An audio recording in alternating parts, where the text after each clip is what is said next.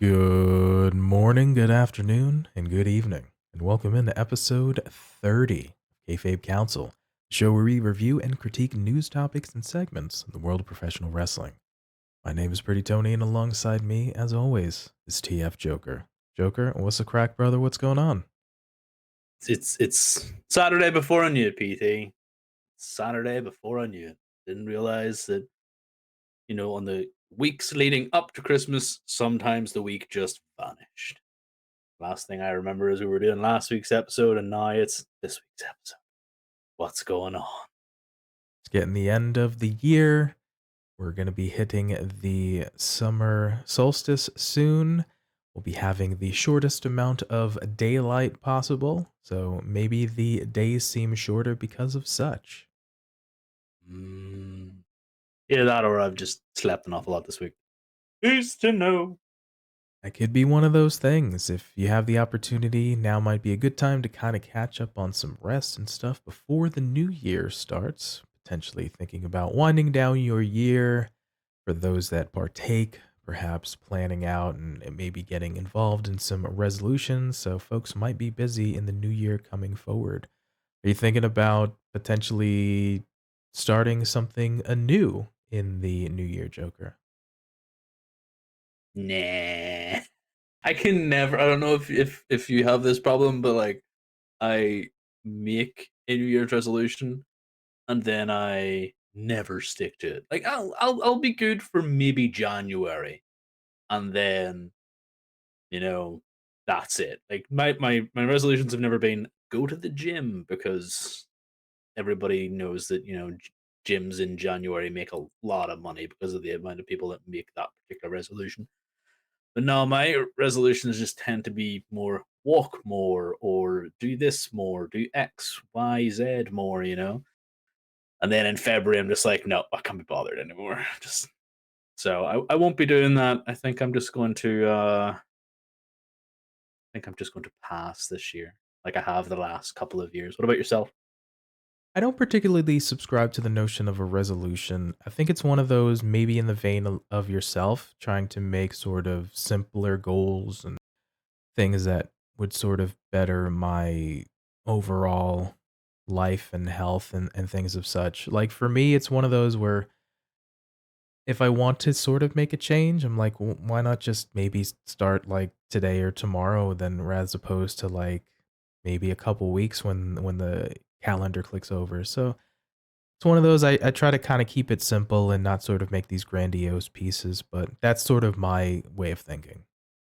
Yeah, I completely get where people like why put off something that you can do today. Like I completely get that line of thinking, but there are also people out there that are like myself that go, it's sort of a mental block for them that they have to do it a specific way. So yeah, completely valid reason. Don't put off till tomorrow what you can do today. Like completely valid reason. I would do some things. But maybe you just have to do it from the start of a month because you're that way mentally inclined. Like it has to be at a point in time I control going so I can monitor it. Completely get that. For me, yeah, mine's just like I'm just going to not eat as much junk food. That's fair. I'll just not go to the shop today. But maybe it's also contributed by it's too cold outside. I'm not going to go and do that. Totally understood. Trying to make changes, trying to make sort of alterations. You know, life's changing, and so is there's changes in the world of professional wrestling as well. We think about it's been quite the week of interesting stories coming out, interesting things happen. Documentaries are kind of coming out, news is coming out. We've had a title change, we had folks leaving, we've had folks wanting to come back, we've had a return as well. So, quite the up and down week, as it were, in the world of professional wrestling. Yeah, for one company more than the other, there have possibly been a lot of downs. Um, yeah, there's an awful lot of weird news that you wouldn't have expected to come out. and disappointing news as well at the same time. Yeah, a lot going on, but we appreciate folks hanging with us today. And hopefully, as your year winds down with some of the changes that are going on with your life, you can think about what's going on with yourself as well as the world of professional wrestling and come along on this journey alongside with us. All right, as a reminder, you can find us in video form at youtube.com/KayfabeKouncil and in audio form wherever you get your podcasts from. On this week's episode, we look at the journey of Bray Wyatt's return. So, with that, the journey of Bray Wyatt's return. Lots of things have happened with the nature of the man that is Bray Wyatt. He was gone for a little bit, now he's back, and it's been the interesting journey that we've seen him go on as he's returned to us in the world of professional wrestling. We've had an interesting development on this past week's episode of Smackdown, stories unfolding, aforementioned return in the opening segment, but it's been quite the ride so far. So when we're thinking about the journey of Bray Wyatt, and specifically Bray Wyatt's return, like I mentioned, it's been quite the ride, and I'll fill you in a little bit. Beginning on September 19th episode of Monday Night Raw, video of a game of Hangman being played. Question that was asked was, quote, "Who killed the world?" And over the course of the next 3 weeks, we would get a series of QR codes and cryptic messages, and videos continuing the mystery that has become known as the White Rabbit. For those interested for a more in-depth look at the clues and the White Rabbit mystery itself, feel free to check out episode 21 of Kayfabe Kouncil, where we do quite the in-depth analysis and dive into what the White Rabbit mystery was. We flash forward to October 8th at Extreme Rules after the Seth Rollins-Matt Riddle Fight Pit match.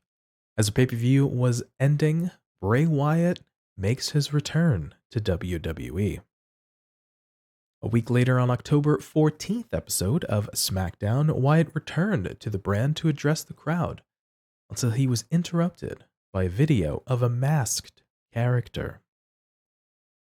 On the October 28th episode of Smackdown, Wyatt was again interrupted by the masked character who dubbed himself Uncle Howdy.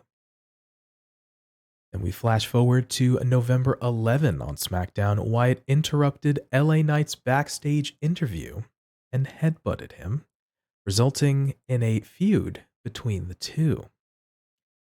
Now on November 18, SmackDown, Knight slapped Wyatt so that he can be, quote, even. Later on in the night, Knight himself is discovered trapped under a pile of rubble somewhere backstage.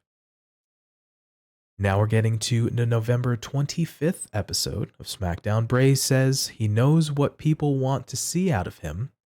They just want to see the monster. Bray wants to be truthful, and he is not the one that attacked LA Knight. Now we're into December, the December 2nd episode of SmackDown. Wyatt says he's not the one that hurt LA Knight, and if he was the one, we'd all know, because there'd be none of LA Knight left. Now on to the December 9th episode of SmackDown. LA Knight runs footage of him being extracted from the wreckage and then of himself being interviewed right before. He points out the Uncle Howdy mask in the doorway. He gets another slice of footage and again points out the mask. We go backstage with LA Knight, stalking the halls. He opens a staff office door and revealed a locker room where he finds one of Wyatt's shirt on a hanger. The lights go out. He gets his phone out, turns the light on, and Uncle Howdy is there as it fades to black. So as we've seen, Bray Wyatt with a sort of grandiose viral marketing piece, which we all figured would be him, turns out to be him, returns in October at Extreme Rules. And we've seen through October and November and now to December, we've seen Bray cutting promos and now into a bit of a feud and a bit of a interesting connection with LA Knight. So Joker, I'll throw it over to you. What have your thoughts been and your impressions of the journey of Bray Wyatt's return? Interesting is a very special word to use there because it's a very polite word for how I find to be something that started off intriguing, but is now falling very, very flat. I remember whenever we talked about this initially, and I do like to see whenever we talk about the storylines and the plot points of things that are going forward. I like to revisit things and see, has it hit, has it missed, is it still going, is it good, is it bad? And I remember saying that it would be really, really good if we only saw Bray Wyatt cut that real life promo once. You only need to see that once from him. He only needs to come out and address the fans. And for the next 4 or 5 weeks, we got the same promo, give or take a few different words changed here and there. Maybe his location in the building changed as well. And he kept telling us how he was really, really angry, and he was a vicious person, and all this here. His initial his initial sort of viral marketing campaign that you touched on there um, was a very poorly kept secret. Like everybody knew that it was going to be Bray Wyatt. It would have been at some point. It got to the point where if it wasn't Bray Wyatt, and I think we touched on this before as well, everybody would be disappointed. So we kind of built ourselves up to expect him and him alone. So I thought that it was really, really cool to see something brand new and different, and a change from the vignettes that you would have seen. It's like, such and such is coming, or Veer is coming, and he never came for about 14 months, and that was, you know, weird. Um, so it was really, really cool to see the change. And then he gets here, and everybody loses their mind. And I was impressed by the way that he made his entrance, the way that he came to the ring, the way he let everything breathe, the way he did the things that he did.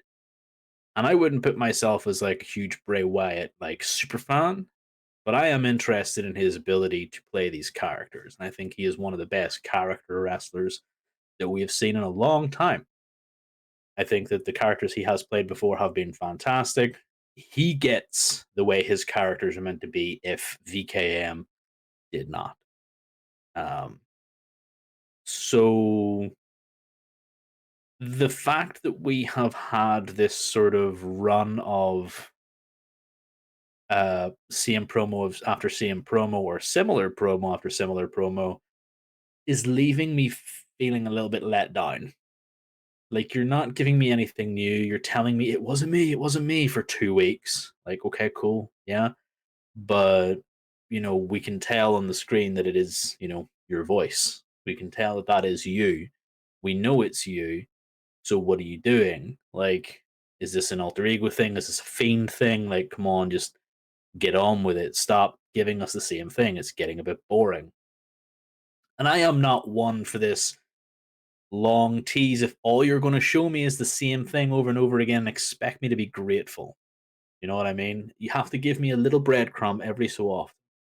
If you're not going to give me that little breadcrumb and you're just going to give me the same thing over and over and over again and expect me to enjoy it, it's not going to happen. And whenever they added in LA Knight, I was like, okay, cool, this is a new part. How are we going to see this? We did the same thing again for 2 to 3 weeks. Like, so far, I have went from really, ambivalent to super excited to confused to where the hell are we going? That has been my sort of roller coaster so far, and I really hope to see some acceleration with these characters real soon. I'm thinking back to the pop itself at the end of Extreme Rules, Hmm. the crowd in the arena, and the IWC just went ballistic over Bray's return. Part of it is in due to the nature of how they presented the mystery of the White Rabbit, the aforementioned you alluding to sort of the worst kept secret of the latter portions of this year.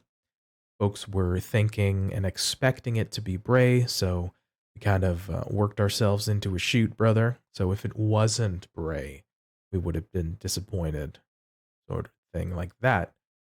Now, it's one of those where, in the nature of the internet age and the sort of social media age, you alluded to the fact that you have excitement, you were trying to figure out sort of what's going on, the nature, kind of, I guess, in the process of the slow build.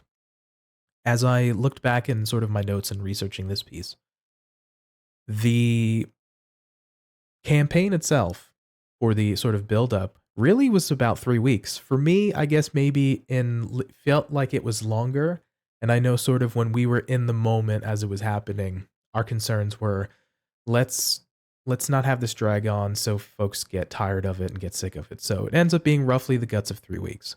And now we have Bray for now essentially this latter portion of October, November. So let's just call it roughly about 2 months' time.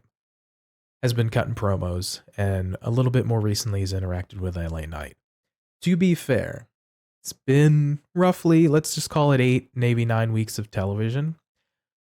Maybe because of, in our minds, the buildup of the vignettes, we'll just call it that, and sort of the mystery there, and Bray's just promo work, it's felt a little longer. To your point, where I'm going with this is, of course, would love to see some long-term storytelling, but we definitely want to feel like stories are progressing. And to your point, are we feel like we're running in place a little bit? I don't know. We don't know where this is going. So maybe if they gave us a little bit more, we'd feel a little bit interested and slightly not disassociated, but I'm picking up what you're throwing down. It's I feel like we want the next breadcrumb, as you put it, in whatever this story is. Yeah, and I remember something that you had said actually whenever we were talking about the length of the initial promos as well. As a girl, I think we were still the start of October. And you said Halloween is on a Monday. Do you think we could continue on with these promos? And I legitimately had a panic attack. I was like, no, PT, don't even put that into the world. What are you doing? So thankfully we didn't have to wait that long. But yeah, that was definitely something that I just popped into my head as well.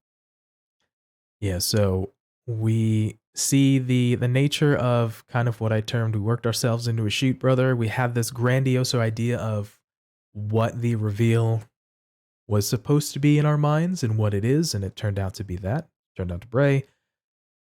For all lack of purpose, we've had him just cut promos essentially, which, like you mentioned, great character work. He has a way of being eloquent enough to just be able to, capture people with just kind of the things he says. And he has this manner of just speaking that grabs and holds people and makes them want to pay attention.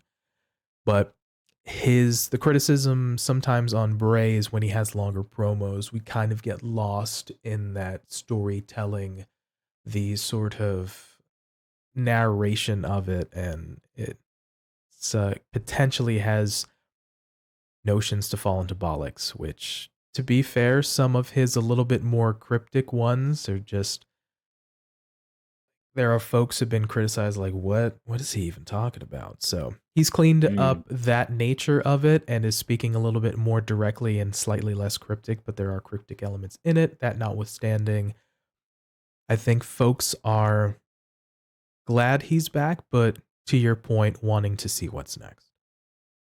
Yeah, definitely. I understand that whenever he was released, all that many moons ago, he actually went to work on a movie of his. Now, him being the storyteller that he is, probably had a lot of fun with that. And like you said, whenever he came back, he was doing these cryptic promos, probably still thinking that he was having to tell this long form story. Whereas an awful lot of promos are call and response. Some of them are monologue, but none of them require you to tell us like a super long cryptic piece. There is the call and response to the crowd. There is maybe a little bit of talky talk about what you need to do, and then maybe get interrupted, maybe call someone out, maybe do something else. There's a sort of formula to the way people do things with normal promos, and Bray does not fit that mold, which makes him great. Except for whenever he does kind of just keep going on. He and I share that facet of being able to talk and say nothing at all. But I just I become really hyper aware whenever I keep hearing the same things over and over and over again, and it it didn't paint a good look on someone who I thought we would maybe have 2 to 3 weeks of these promos and then hopefully see some progress. An awful lot of rumors, an awful lot of potential story beats have kind of fallen by the wayside, gone forgotten, um, and I don't know how I feel about them.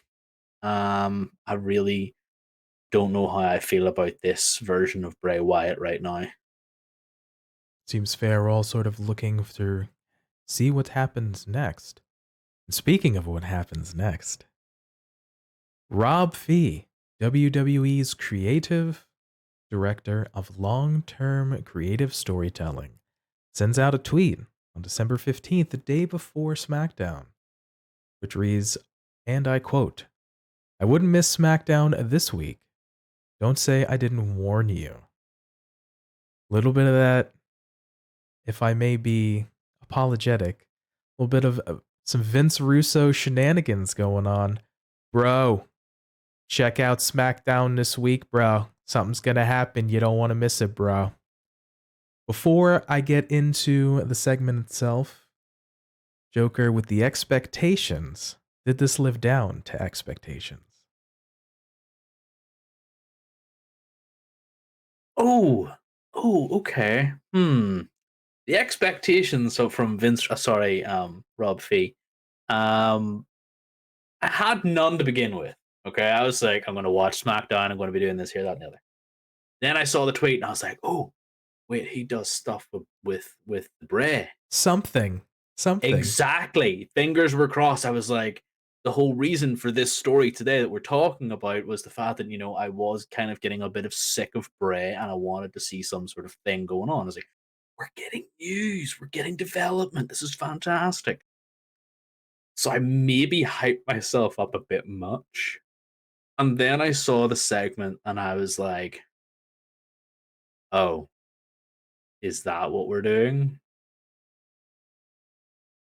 I don't know if I was let down or if maybe I had built myself up a bit too much. I was like, oh, we're gonna see some stuff, there'd be a really long segment at the end or at the beginning, which would be super good.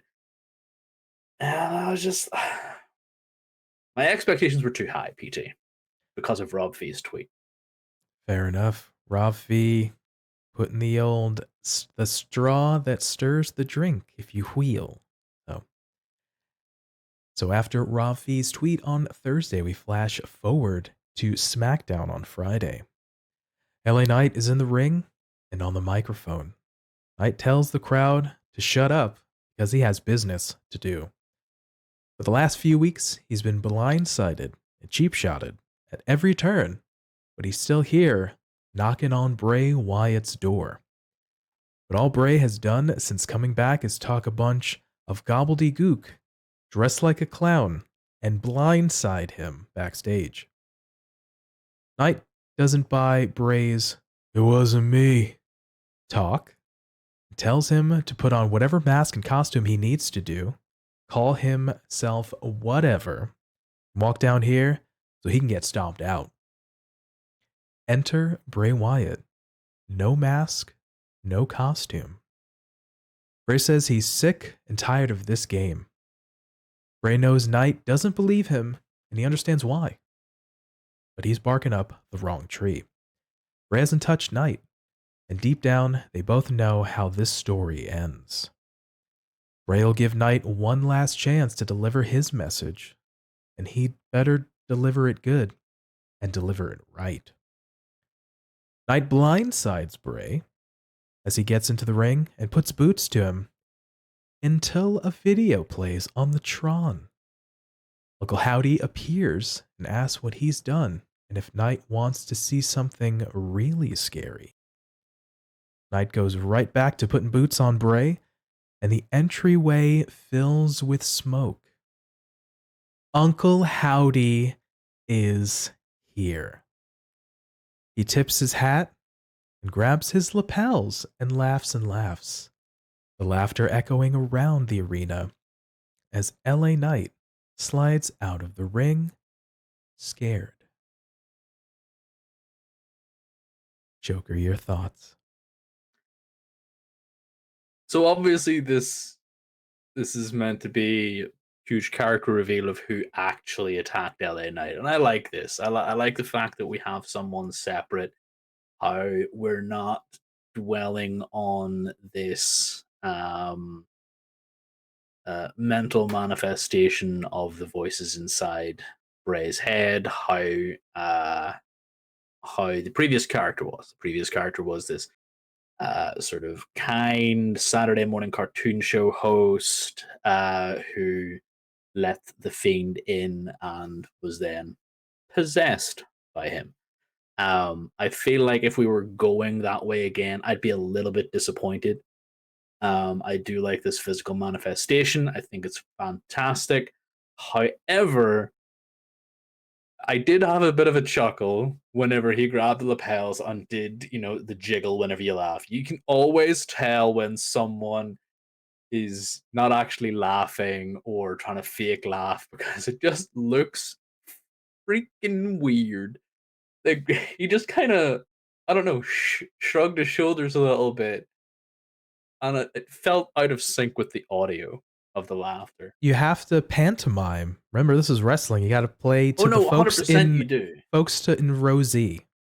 Oh no, 100% you do. Obviously, he didn't come out and like just have a microphone and laugh into it or something like this. Here, I completely get it. He was supposed to be pantomiming along with the audio file. That's complete, but that little bit. If he didn't do that, I feel like I'd have been okay. But that kind of brought me out of it. I was just like, okay, I like this. It's really fun. Do not make me wait 3 weeks to find out who Uncle Howdy is. Do not do it, Rob Fee, because you will kill the character. You will kill the momentum that you're trying to kickstart here. And for me, I will just stop caring. It's an interesting notion we saw on the night of Extreme Rules back on October 8th, just before Bray's reveal in the entryway. We had physical manifestations of the Firefly Funhouse character. Huskus the Pig, Abby the Witch, things of such. So this isn't the first time we've seen these sort of physical characters itself. And we've seen now that this Uncle Howdy character or caricature is now sort of in the flesh, as it were. Now, we've seen, obviously, Bray was in the ring with Mr. Los Angeles Knight, and we saw Howdy in the piece. So there were notions of this whole when Bright Wyatt came back, this nature of, or notion rather, of the Wyatt Six, and this basically alluded to sort of the sort of characters that he's played and or been associated with before. Again, we saw the physical manifestation of those characters in the thing. The rumors were these going to be sort of separate, sort of physical characters, maybe played by wrestlers and or actors that would sort of be a stable piece, or would these be different sort of personalities? So, although that notion may not be fully fledged out, or we don't know maybe if that's going to be something specific, we're seeing that maybe this is a little smoke and mirrors. Oh, we're only smoke and mirrors, and or could be something these. But I do appreciate in the fact that we have, as you mentioned before, a little breadcrumb. We're seeing progress. Is it the progress we wanted to see? Maybe for some it was, and maybe for some it wasn't. But the notion of, we talked about it before with the Rob Fee tweet, little maybe showmanship, a little playing us up, a little Vince Russo esque promotion, if you will, the nature of expectations versus reality. So, who's to say, but I've seen just in the peripheral, folks liked it and folks didn't like it in terms of the internet wrestling community, as the nature with anything. But Joker, I have to say, we got something. So it moved forward, even if we moved forward a little bit. Yeah, 100%. To your point there as well, like the people who liked it will be Bray Wyatt fans. You have these wrestlers, CM Punk, Sasha Banks, etc., Roman Reigns, John Cena, who have a rabid fan base. A fan base that, regardless what they do, they will love their favorite wrestlers. And Bray Wyatt is, at one extreme of those ends, where his characters, his fans absolutely love him. And there are people out there, his detractors, who will always hate him. I am firmly in the middle. I really enjoy his character work, like I've said before. His his ability to entertain is honestly second to none. I think he does have what it takes to be in the WWE specifically. He does the spooky stuff, to put it politely. But he does reined in WWE version of it. I think Impact does like the most weird, spooky stuff, really out there for your wrestling entertainment. If you want some actual spooky stuff, go and watch Impact. That's a wee bit too spooky for me, not as in scary, it's just as in too outlandish and weird, and takes me out of it. Um, but he does it really, really well. So that being said, the fans that don't like that are super loud. He can't wrestle. There's no point in his spooky stuff. This is supposed to be a wrestling company. Why are you talking so much? This, that, and the other. These are just small things that I've seen and heard about this particular person, this Bray Wyatt. Um, but every good entertainment personality has always had the issue of loud fans who don't like them making noise. John Cena, 5 moves of doom. Everybody hated John Cena. Oh, Roman Reigns is being pushed down our throats for the umpteenth time. Boo him out of the building. Not even The Rock can get him over. Like there's so many issues with so many wrestlers. You just have to put everybody who's loud and shouting and going, he can't wrestle, to the side, because neither can they. So why would you listen to people who can't really do anything anyway?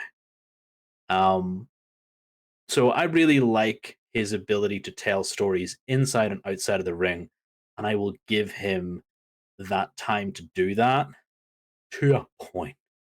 They do have to get there. It's much like we're big fans of the bloodline, particularly Sammy and Jay.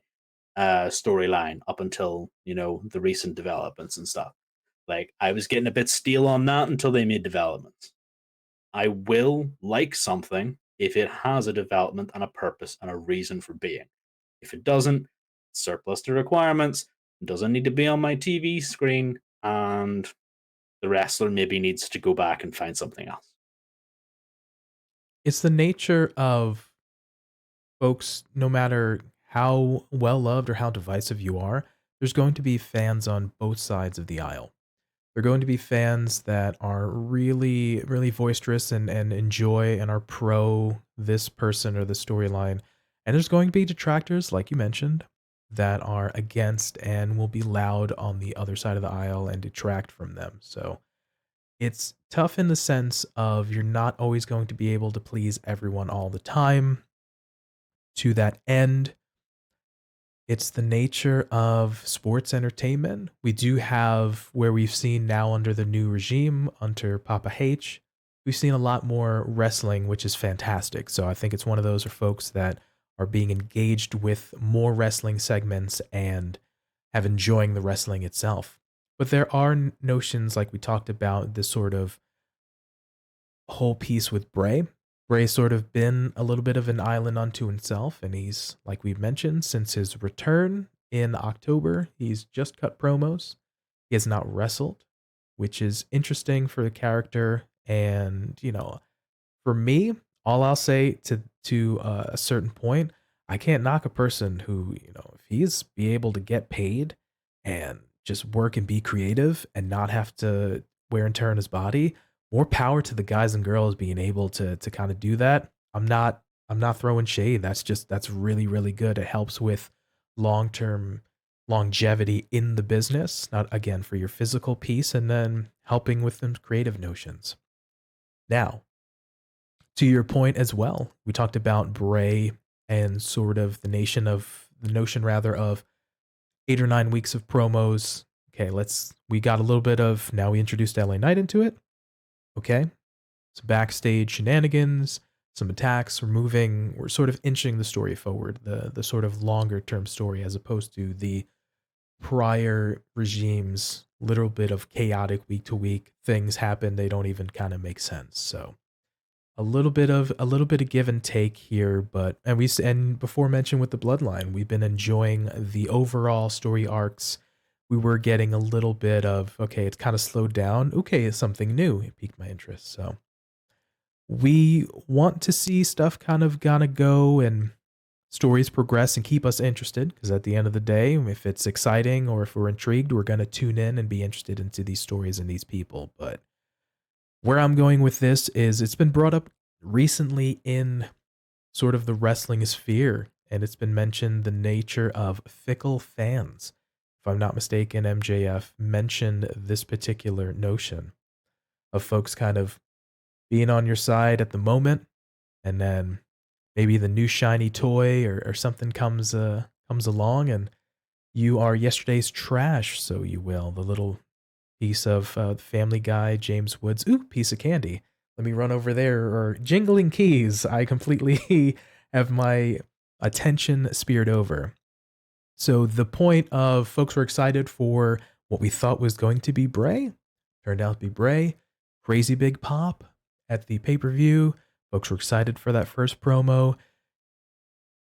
I think folks are allowed to be interested or get disinterested. It's okay. But now we're seeing a little bit of that waning. I think what it comes down to is maybe most of the folks are wanting to see what happens next. Yes, and that is the main thing. Um, Fans are always going to be fickle. Fans will always want that next big thing, like to your point, 100%, because they have a short memory. Once they've seen it, and it has to be interesting for them to want to continue to see it. Consider a high flyer like Ricochet, who is constantly doing all these big moves. He's super exciting. Michael Cole calls him the highlight of the night. Compare him to someone who works a safe, rest hold style of wrestling like Randy Orton. who has been called boring over his period of time. He works a safe, uh, low impact style where he Methodical. incorporates, yes, but it incorporates a lot of rest holds, and people just get bored of it. But at the start of his career, it was fantastic, and over the period of time, people will get. But he continues to do it because he's the bad guy, and he continues to have relevant stories, make him look lethal, and make him look big and powerful. So whenever you have somebody like Bray who's played a big, powerful juggernaut of a character like the Fiend, and you get rid of him in such a weird VKM doesn't understand this story anymore, so let's put it out in the biggest blaze of glory and goofiness that we can do, and then fire the guy because I don't see eye to eye to him. Whenever you see a guy that has played that character come back, cut promo after promo after promo, saying the same thing, it's like, I'm a very bad person, but I'm trying to be good, but I'd probably enjoy it if I was bad again, this, that, and the other. I'm not going to be sorry about it, blah, blah, blah, blah, blah, blah. So he hasn't done anything yet, which is what people want to happen. It's like that kid in The Incredibles. It's like whenever he turns up, I don't know if you've seen The Incredibles now, PT, but it's a wee kid's movie. And this wee kid rocks up to this superhero's house, and the superhero just turns around and goes, "What do you want?" It's like, I don't know, something amazing to happen, I guess. It's like, you know, he's just waiting for something to happen. You know what I mean? Somebody might get it out there. I'm not the only one that's seen The Incredibles. But it's just one of those things. We're just waiting for something amazing to happen because we have these people who are not huge characters. They're just bigger versions of themselves. You've got the Braun Strowmans, the Ricochets, the Roman Reigns, the Sami Usos. You got whoever else out there in La La Land. But you do have this one guy who continually plays a character and doesn't feel like he's playing anything but an amazing character, and that's Bray Wyatt. So we want that to happen. We don't want this to be a flash in the pan sort of meh flop, you know? Picking up what you're throwing down. Let me pivot here just slightly, and we see the nature of LA Knight and Bray themselves, two very sort of diametrically opposed but very charismatic characters interacting, where you're thinking about maybe in the beginning, you're like, how or why are these folks coming together? But they're sort of, the interactions are interesting and kind of intriguing. What have your thoughts been on the interactions between these two highly charismatic characters? Well, PT, let me talk to you. Yeah, Yeah. love LA Knight, okay? Love this guy. I cannot stand the fact that this guy has been put into such a silly opening gimmick such as Max Dupree. Although I loved it because he was just doing it so well. Whenever you compare it to LA Knight, you know, gotta do, LA Knight. Um, he's just so charismatic, so funny, such a heel. He's just a guy that you need to have in a huge story. And I feel that he has been put into a situation where maybe there's nothing for him because he has come into the company. He's had a small role in Max Dupree, which then evolved back into LA Knight, which he was in NXT. And then you have nobody of the stature that can keep up with him available at the time because, well, you can't put him against the bloodline. He's not there yet. But everybody else who's available or big enough or a talking piece, or a mouthpiece rather, is already involved with the bloodline in some way or another. So how else do you do this? Well, somebody else has come back into the company, needs somebody to sort of work off. Is he also a mouthpiece? Yes, he is. So you have these two guys go at each other. I think mostly because you don't have anything for either of them. I think almost to that last point about maybe not having specifically anything for either one of them, a pairing between the two is intriguingly interesting, as I'm kind of vaguely putting it. As aforementioned, these sort of diametrically opposed personalities, the very loud and boisterous LA Knight, who again is very charismatic in his own when he grabs a mic, folks are interested. And the whole notion of he's going to open up a promo, let me talk to you. And then, of course, throwing in a couple of, yeah, and then ending, Yeah. where you get that there's a handful of, especially sort of at the end when folks are getting into it and that call and response. So it's very interesting personality folks kind of want to see. And Yeah. then the complete juxtaposition of a different charismatic person. And you brought up in the past about the nature of sort of a Jake the Snake Roberts, very calm, very cool, calculated, speaking in a soft tone. We're not getting that big 80s, big sweaty fat man, John Tenta earthquake shouty promo. It's very, very different. I'm going to draw you in with my calm demeanor, and you're going to listen to the verbiage because it may be some things that I kind of want to listen, I want to get engaged, but in a different manner to that of LA Knight. So the nature of folks being interested and wanting to listen to these two guys, but then them being put together, very interesting pairing. When you mention that, do we put LA Knight against kind of the Bloodline or something like that? He's a very intriguing character where we're really introducing him sort of freshly to the SmackDown landscape, especially in this LA Knight character. He can cut a promo or get you engaged. Doesn't have to be a long one. He's just gonna say his piece. Here's what I'm gonna do, type of thing. Let me talk to you a couple of yeahs and kind of wind it down. We don't need Shoes of a champion. shoes of a champion. We don't need a long piece, and then we can have the nature of Bray who can speak a little longer and kind of keep you captivated and kind of keep this mystery piece. Where I'm going with this is maybe it was we didn't know exactly what to do with the LA Knight piece. Here's a strong talker, Bray's back. Here's another strong talker. We can maybe do a little something different. Give each guy something to do, but we can kind of have these interesting interactions. So the pairing may seem odd, but it's intriguing nonetheless. It is intriguing to the point of I'm enjoying their interactions so far.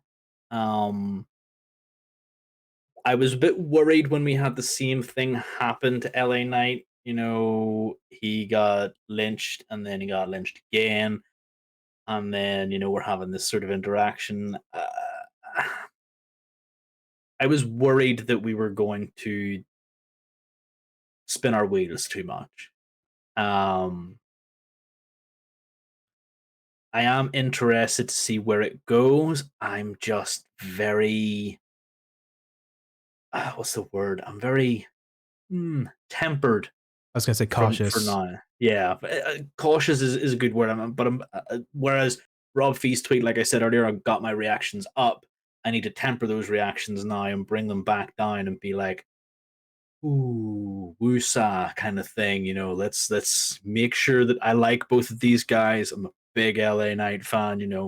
He's just been so good. I am a good. I'm a fan of Bray Wyatt and his potential. I I just need them not to drop the ball creatively and hopefully get these two into a little bit of acceleration. Let's put the foot on the gas pedal, boys. Yeah, it's a very interesting notion for the two for sure.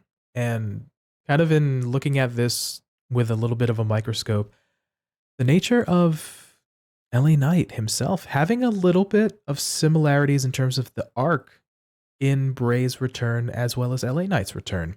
We saw the person come up as Max Dupree earlier in the year around May and June and have that whole piece there.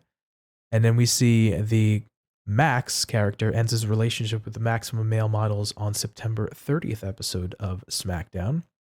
Then the following week, he beats down Massey and Mansoir and reverted to his LA Knight Persona. And actually, interestingly enough, Knight has had 2 televised matches since returning to that said Persona. Defeated a Mansoor on October 14 and defeats Ricochet on October 28, 2 weeks later. Been a house show or two thrown in there, but only 2 televised matches. So much in the vein of a Bray, similarly, the majority of his television time has been on the mic and just been as a presence as opposed to being sort of a workhorse wrestler. So, and since his connection or sort of pairing, if you were, in with Bray in mid-November, it's just been promo after promo and interaction. So, much like you said, we are interested in how this is going to play out, but if I'm going to remain interested, I'll throw it over to you. Where do we see this going? Is really kind of what it boils down to. Yeah. So it's really interesting because I said it before about Bray. You need to keep him away from the title. We have a really good a title, any title, and we have a really good sort of story here where you can build up to a point of this is going to reek of Joker's fantasy booking, but that is essentially what I do. Joker's fantasy booking is we need to see LA Knight try and now unmask this Uncle Howdy, find out who Uncle Howdy is, but then be stopped by Bray, only for Bray to actually call him out in physical fisticuffs, as it were, as opposed to microphone fisticuffs, as kind of been we've kind of been seeing. So I want to see a match between Bray and LA in the new year, if not ne- next week. I think next week's SmackDown is taped. I'm not sure there's a match on that card, so maybe the 30th December. We might see something happen with Bray and LA, and then hopefully have some progress towards um, the resolution to this story. I don't feel like this is a really long sort of story that we need to hang on to. We need to set up Bray, and even though even though I like LA, I feel like we need to set up Bray in a more in a bit more urgency because LA feels like he can take the hit and bounce back because of his quick wit and supreme mic skills. Whereas I feel like Bray has to have this mystique, this aura, this sense of dread around him that no one wants to touch him. But he goes after you. Like I feel like that's how we need to set Bray up. He becomes the specter of SmackDown. That he wants to start to infect everything. Like Uncle Howdy unleashes Bray, right? And um, then we have the superheroes come after Bray and stop him and take him down, only for Bray to go away and come back doing something a little bit different yet again. That's long-term story time.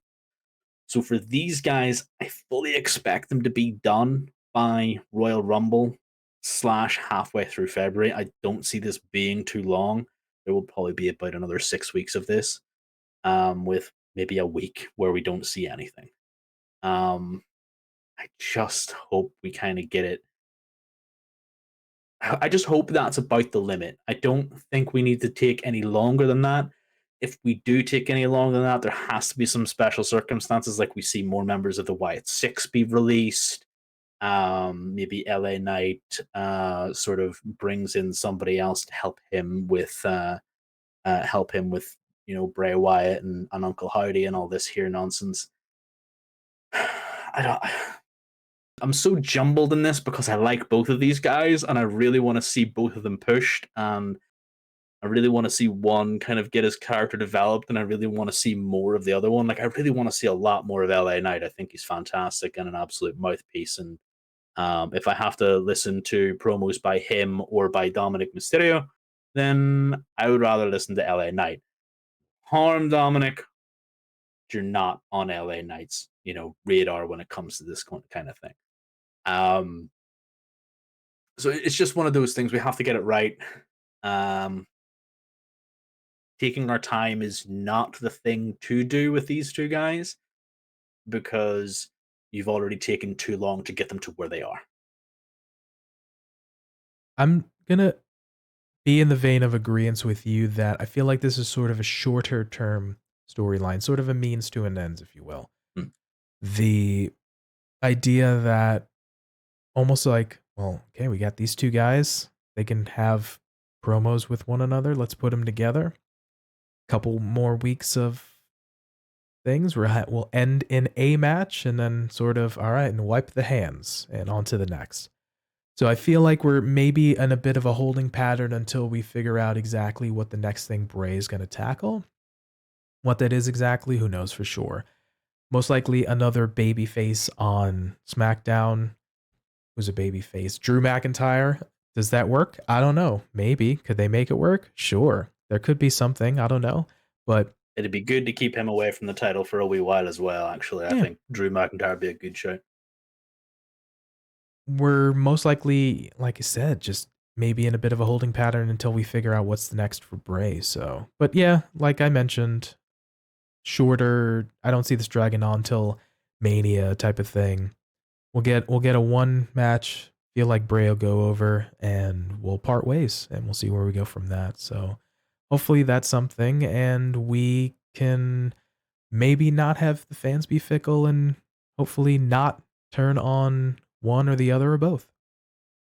So I'm going to introduce a bit of chaos theory and something that, we don't need to explore right now. We don't need, I'm going to introduce this out into the world and then I'm going to not answer any questions.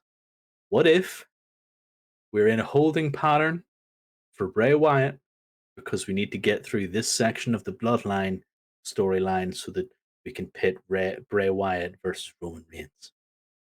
Good for thought. Don't ask me any questions about it because it's dangerous and we don't want that in our lives, but please don't do it. We'll let you simmer on that for a minute. But those were our thoughts and ideas and notions on the journey of Bray Wyatt's return. Story so far, the expectations versus reality, his interactions with LA Knight, and what's maybe going to happen and how it will turn out. If you agreed or disagreed, let us know down in the comment section below on YouTube or hit us up on Twitter or Instagram and let us know what your thoughts are on the return of Bray Wyatt. All right, time for some quick hits. For those of the newer listeners and watchers, quick hits are little segments that happen throughout the week that we really enjoyed and that we wanted to share that we may not have gotten an opportunity to touch on or discuss in a full-fledged topic. The really enjoying moments are sort of the Pop the Boys segments that happen throughout the week. So I actually have one from this week, so I'll start us off here. This comes from Monday Night Raw. This is a backstage segment with Kathy Kelly interviewing Kevin Owens about the Bloodline, what they did to Matt Riddle the previous week. Before Kevin can answer, Kathy, Elias comes in and interrupts. Elias has a match with Solo Sikoa and asks if he can count on Kevin to back him up. Kevin, looking befuddled, is confused. Kevin says, "You think I forgot what you did to me earlier this year?" The months of mental torment Elias put Kevin through. And it's at this point, as I turn to Kathy Kelly, who's standing between both men. As Kevin addresses Elias, Kathy shifts positions and body language, as if to say, "You know what, Kevin? You are right." When Elias says that was his brother Ezekiel, Kathy shakes her head in disapproval. Kevin says, "Let's pretend that I do believe it was Ezekiel." Kathy nods her head and gives Elias the death stare, which I absolutely lost it when she did that. As Kevin regales us with what transpired, Kathy is nodding along, affirming Kevin's side of the story. And after Elias says, "I need you out there," Kathy Kevin and Elias spend 10 or so seconds trading looks with one another or ending the segment without saying a word. This was absolutely fantastic and phenomenal. Kathy Kelly herself has always brought a strong presence to interviews. She, alongside Renee Paquette, they both have this quick reaction to add a comment or a quick question, or in this case, an expression that reminds me so much of what Mean Gene Okerlund used to do in his interviews. It's kind of those little things that you can add to an interview segment and can make so much more for the talent involved. Much like commentary, the nature of an interview is to get the talent over.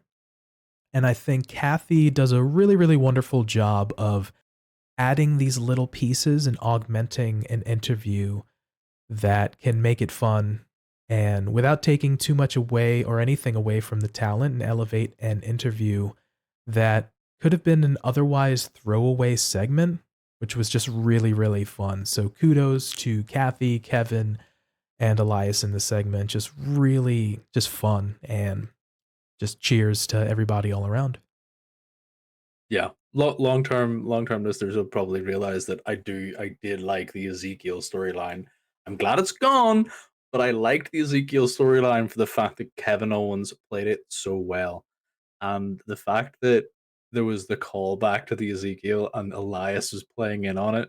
I loved it. I thought it was hilarious.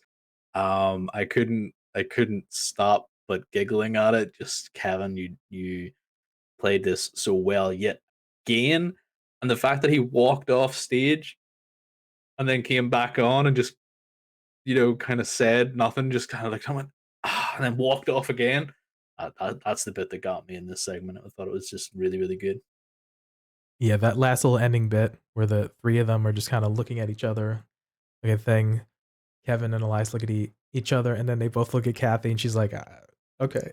They did so much without saying anything, and a lot of that time is emoting the emotion and kind of giving so much without having to do anything is wonderful presentation and wonderful acting. And I think these, like I mentioned, the three of these people just hit the home run with the segment, which again could have been just a throwaway piece in just a 3 hour show.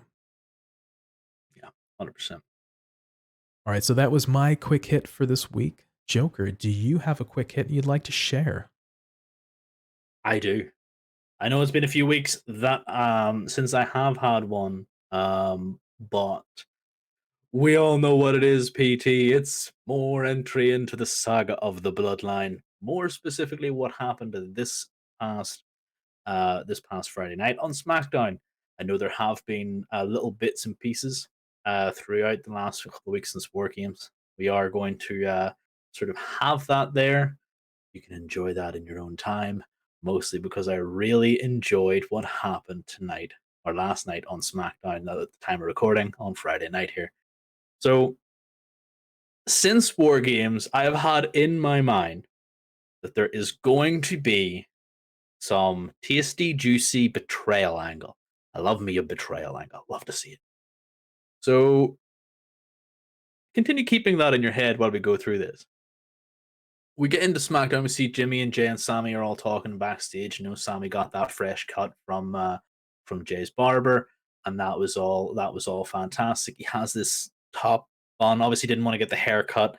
Has this top bun that looks massive. As a man without hair that is follically challenged on the top of his head, I was very jealous. So Sammy ends up walking off after their conversation, and Jimmy's a wee bit skeptical of Jay. Like, what are you doing? Are you setting him up? Like, have you talked to Roman specifically about what is going to happen? Because he doesn't think that he's going to be made tonight. Maybe a bit like mafioso style. He's going to make him a made man and in a member of the family. I really loved the term. I don't think he's going to make him tonight. That sort of conversation piece. Um, and Jay's just like, no, no, no, it's all fine. Don't worry, it's all going to be fine. And in my head, I'm like, Jay still doesn't trust him. Alarm bells.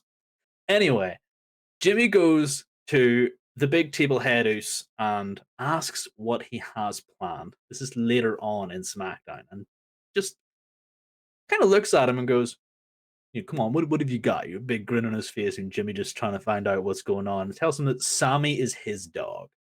That that Sammy Uso is his dog, but he loves his family, and he loves the head of the Uso Rangers, Roman Reigns, the head of the table, the big dog. He loves this family, and whatever he has planned, that's fine with him. When Jimmy leaves, Roman Roman turns to the wisest of men and gets him to summon Scrap Daddy, capital P, Mr. Pierce, which the wise man really tries to punctuate the P in Pierce for the rest of these segments. When we come back from the break, Scrap Daddy walks in and goes, "Gentlemen, I've been summoned." And gets told by the wisest of wise men, saved his job. He's given him the biggest tag match on free TV. Mr. Roman Reigns and Sami Uso versus Kevin Owens, a partner of his choosing. This is fantastic news. We skip forward to the head of the table coming out to the ring in Chicago, and after Roman gets the Chicagoans, who he was just bad mouthing like 10 minutes ago, in the backstage to acknowledge him, and they lose their minds, which, Chicago, it sounds about right. Double standards here, boys. Roman Reigns does not care. You will acknowledge him, even though he has bad mouthed you. He starts talking to Sami after giving him a big hug, after seeing the boys he hasn't seen since War Games. Now, he's addressing the Kevin Owens problem. And Sami eventually lets a slip of the tongue saying, "I am his only friend," referring to Kevin Owens. And he kind of just, that typical Roman looking at the, straight ahead going, "Excuse me, what did I just hear?" Much akin to the Jay faux pas a few weeks ago saying, "I don't give a damn what the tribal chief said." Yes, well, Mr. Sami Zayn backpedaled real hard. And he was, he meant to say that he was his friend. He's not anymore. Now, he's trying to backpedal here super quick. You can see the tire treads. And while he is doing that, Mr. Peacemaker himself turns up on the Tron and starts pretending like he's John Cena, the 16-time world champion, a master of not being able to be seen. But we can clearly see him on the big Tron. He starts reading out this text message from none other than his good friend, Kevin Owens, which, that's a bit strange. If you know their history, you know their history. That was the funniest part for John Cena's sort of entrance for me. And then it's the fact that he reads this out and says that, yes, he will indeed be Kevin Owens' partner on December 30th, 2022, so that he can keep his 20-year streak of having a wrestling match in WWE every year still alive. And as the fact that he's leaving, we see Sami in the background just losing his mind, shaking his head, cracking up. And we see the tribal chief having a bit of a chuckle, going, "This is just going to be too easy." The episode ends. And where I thought there was going to be betrayal angles, we now have something completely random and blown apart. And this, ladies and gentlemen, is how you distract someone who wants something and you give them something that they didn't know they ever wanted. Kevin Owens and John Cena on one side, Roman Reigns and Sami Uso on the other side. This has a recipe for disaster. I cannot wait for this match to happen. The audacity of the man himself who cannot be seen, Mr. John Cena, coming in, trying to get himself over and put himself in the spotlight, and trying to get the rub, if you will, from Sami Uso. How dare he? To come That's in, all he wants. try to get some popularity and get some fans. This no-name character trying to come in, this old guy, this legend, if you will, trying to steal a spot from the young and upcoming talent. Interesting makes me think of a piece that we said earlier in the show. Little jingle keys. Hey, ooh, hey, over here. Oh, okay, all right. Well, I'm Nope. okay. Let's roll with it. So interesting piece. I didn't think a lot of folks would even consider John. I know that there was an announcement a week or two ago saying like, "Hey, John's just gonna show up on SmackDown or whatever." And what an interesting piece to kind of make it and kind of give the fans a little extra. So there you go. Like you said, two hot sort of feuds coming into it.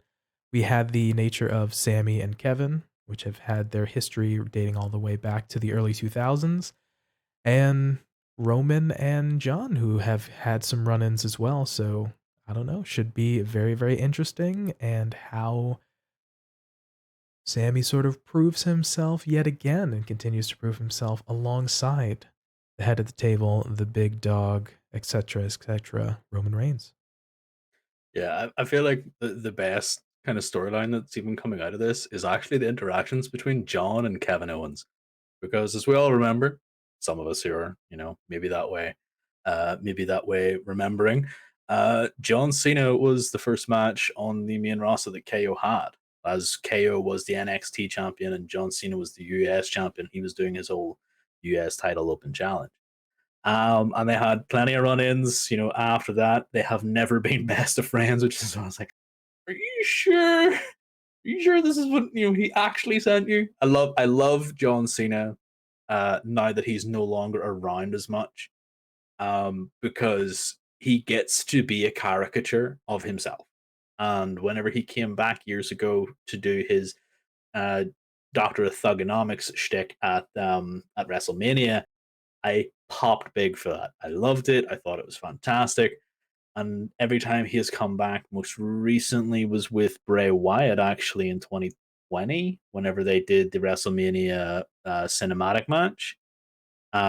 Well, big time was because he did do a match in 2021, obviously to keep his streak alive. Yeah, I think But with Roman, if I'm not mistaken, right? Maybe? yeah, yeah. Yeah. But like it was, I think it was his best performance was in that 2020 Bray cinematic match, just because I thought it was hilarious. Like him going through all his personas, all these other people's personas, I thought it was fantastic. So to see John Cena come back, embrace the stupidity of what he used to be, and maybe insert some of his own new character work that he's found.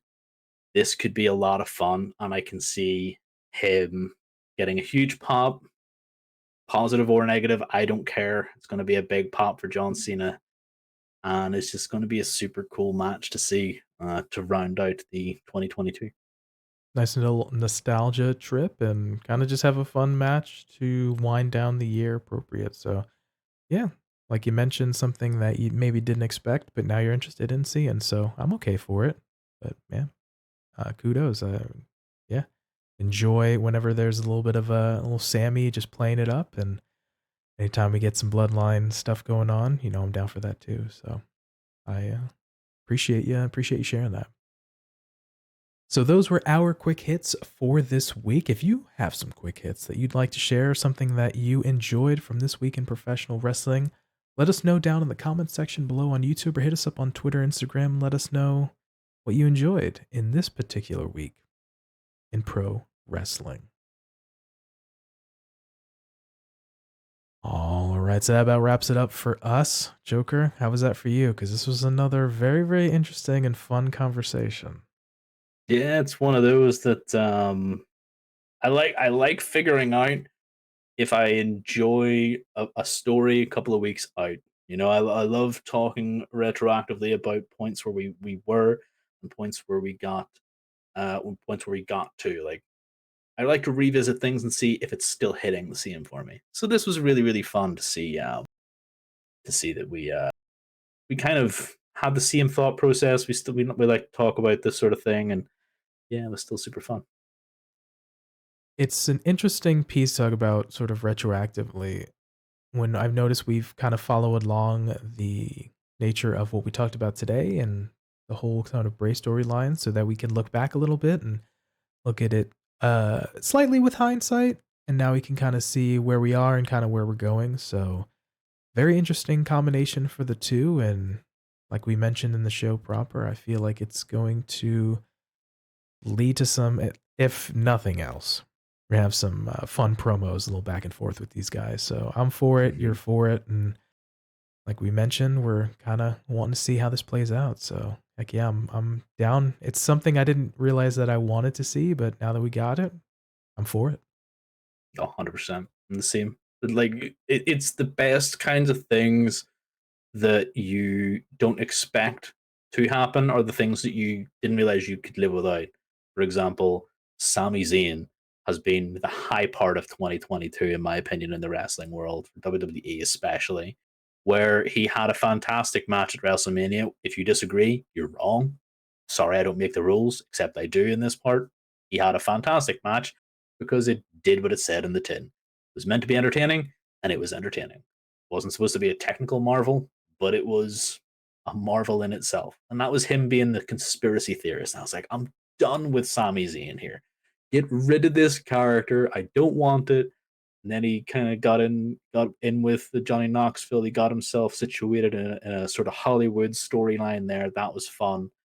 Got that over and done with. And then I didn't realize I needed him in the Bloodline segment. And he has been the bright spot of that particular segment for months for me and for yourself. So yeah, whenever you don't realize that you want something and you've been given something, it's how have we managed to live without this for so long?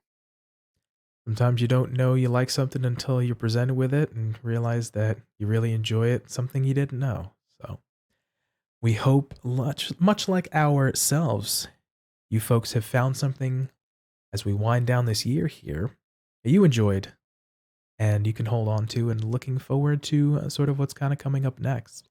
Before we fully run out of the episode here, we'd like to wish you a happy holiday season as we wind down here with the multitude of holidays coming up. So if you are spending time with friends and loved one, we hope you enjoy yourselves and just be good to yourself as well, and have a wonderful holiday season.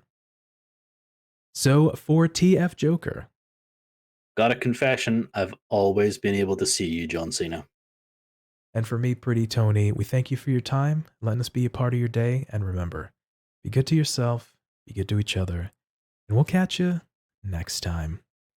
Peace.